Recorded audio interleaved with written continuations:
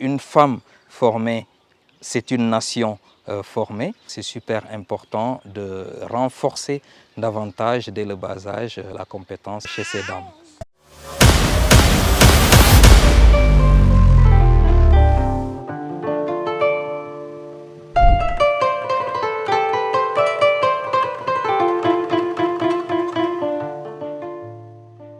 So this program right here at the farm at Jobzone is the Women Training Center. It's the girls' education program. So all the girls that you see here, they are 12 years old to 16. And this is the first class, and they're learning about goal mapping, boundaries, they're learning about entrepreneurship, self-esteem, and women health.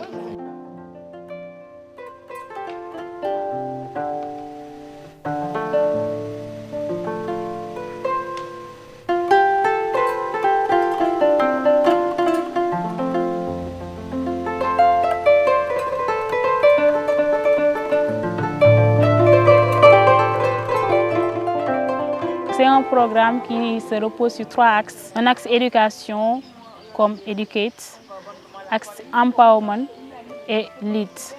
Donc les jeunes filles sont formées et encadrées sur le côté éducatif afin de les aider dans leurs études pour qu'elles puissent être beaucoup plus dynamiques, qu'elles puissent avoir beaucoup plus de notes pour avancer dans leur éducation, mais aussi relever le défi et réveiller leur leadership. Aujourd'hui, il est important de changer le narratif africain. Mais si on veut changer le narratif de l'Afrique vis-à-vis de l'Occident, vis-à-vis des autres continents, nous ne devons simplement le faire à travers le renforcement de capacités, le empowerment de la petite enfance, surtout des femmes, pouvoir leur rendre beaucoup plus confiantes, avoir beaucoup plus d'assurance et avoir porté beaucoup plus de valeur pour pouvoir accompagner davantage la société. Aujourd'hui, je suis venue ici à Jobzone suivre une formation de 3 jours, Educate, Empower and Lead, de Give One Project Women Training Center. Ce matin, on s'est réveillé très tôt, vers 5 heures comme ça. On a prié et on s'est mis au sport.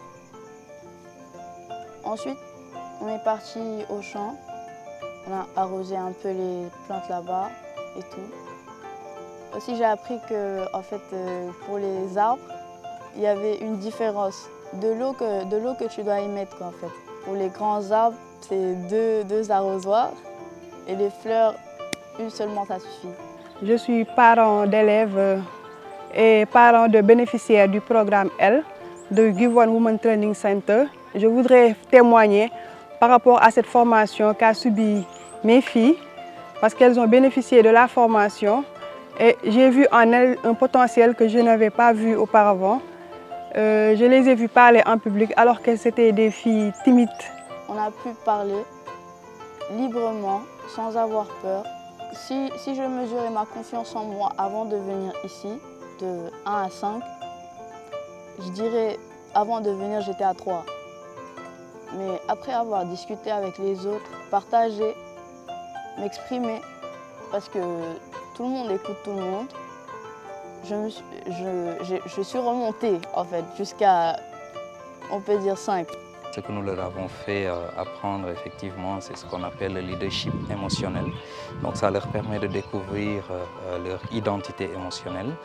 Ça leur permet aussi de pouvoir faire fi de tout ce qui est comparaison, abandon, de tout ce qui est blessure intérieure, qu'ils puissent retrouver effectivement à travers ces étapes-là, donc de leadership, à travers ces étapes de décision et pouvoir après effectivement inspirer. J'ai appris comment prendre soin de moi, comment on doit faire confiance en nous, comment on doit se comporter et savoir comment on est en fait à l'intérieur. On a parlé de la santé, de l'hygiène et du soin de soi.